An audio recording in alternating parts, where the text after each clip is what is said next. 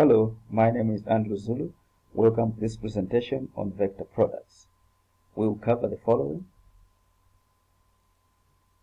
a dot product and an example, a cross product and an example, and then the triple scalar product and an example. Let's get started. So let's begin with the dot product. So dot product is also called the scalar or the inner product. It is defined between two vectors A and B such that A dot B is the magnitude of A times the magnitude of B times the cosine of the angle between them. And here is a representation of what we are saying. So we've got this vector A and then this vector B, and then the angle between them in this case is 45 degrees. So the vector in this case A is 3i plus 3j, and the vector B is 4i, and the angle between them is 45 degrees. So for the unit vectors I, j, k, I dot j, okay, or I dot k, or j dot k, in short, you are dotting vectors that are not the same, okay, should give you 0, because these vectors have 90 degrees to each other, so the cosine of 90 we know is 0. For the vectors that are alike, for example, I dot I, j dot j, or k dot k, you should get 1, because these are vectors that have no angle between them. They are the same in the same direction, so the cos of 0 is 1. Let's have an example of a dot product. So in general, if we have a vector A, which is written as axi plus ayj plus azk, and then another vector B, which is bxi plus byj plus bzk, then a dot b is simply the multiplication of the like terms. So it's ax times bx plus ay times by plus az times bz.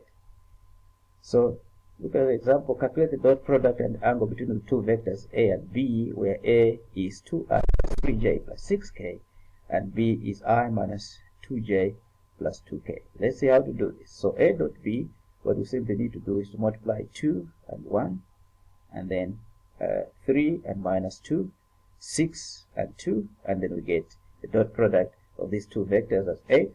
So the dot product is a scalar product. It gives you a scalar. And then the magnitude of A is simply the Pythagoras of these numbers, 2, 3, and 6. We get 7. And then the magnitude of B is the Pythagoras of 1, 2, and 4. We get 3. It's a nice Pythagorean quadruple in this case. And then from the formula that we saw before, the cosine is A dot B divided by the magnitude of A times the magnitude of B, which is 8 divided by 7 times 3, 8 over 21, which means theta is the cos inverse of 8 over 21, which is about 67.6 degrees. Let's look at the cross product. So it's also called the vector product because this yields a vector. So it's defined between two vectors A and B. A cross B is A, the magnitude of A times the magnitude of B times the sine of the angle between them in the direction of n. So this one here is a vector. So we have called it the cross product as C. Okay, let's see how we can represent it as a diagram. So we have the vector A here, just an example, and the vector B.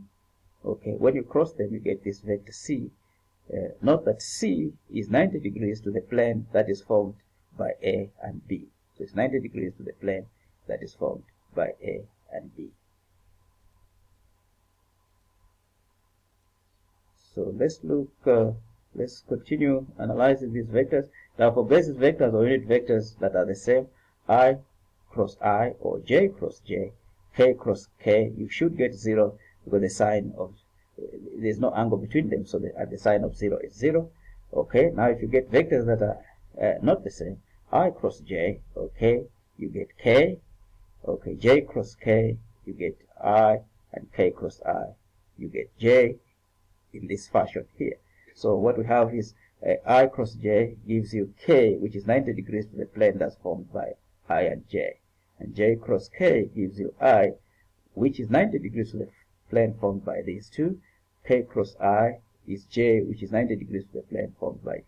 And this is the cyclic counterclockwise. So we see that I cross j is k, j cross k is I, and k cross I is j. When we go in the opposite direction, then we get negative. So for example, j cross I is negative k. So in general, if you have two vectors A and B defined like before, then A cross B is simply you take this term and you cross with the rest of B, plus you take this term of A and you cross with the rest of B, and then you take this term of A and you cross with the rest of B, and that's what you see right here. And then what you do is you group all the i's together, the j's together, and the k's together. So when you group the i's and j's together, this is what we get here. Okay, this can be simplified by determinant, where instead of doing this, you just put it in a determinant form. So you have ijk, and then ax, ay, az, bx, by, bz, and this is how it works. So you start with I, so I is multiplied by ay, bz minus by, az.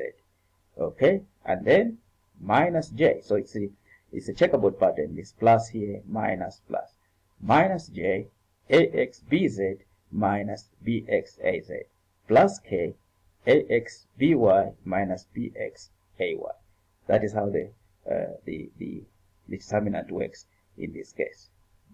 Let's look at an example. Let's look at an example. So calculate the cross product of the two vectors A and B of example 1. We have A and B.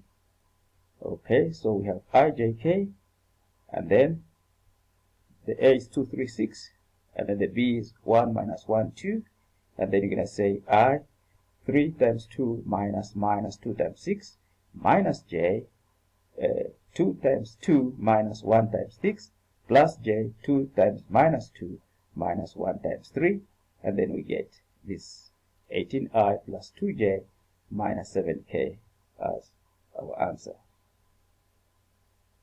Now let's define what is called a triple scalar product.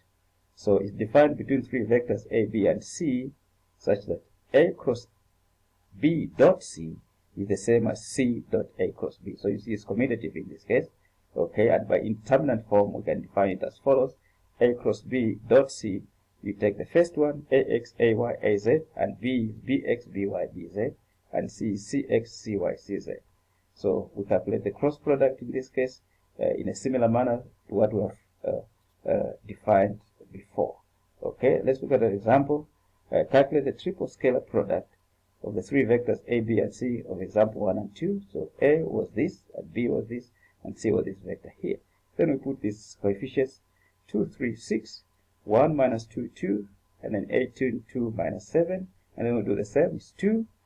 Okay, and then in bracket minus 2 times minus 7 minus 2 times 2, and then minus 3, 1 times minus 7 minus 18 times 2, and then plus 6, 1 times 2 minus 18 times minus 2, and we should get 377 as our final answer. That's it for this segment. In this video, we have covered dot products, cross products, and the triple scalar product. Thank you for your kind attention.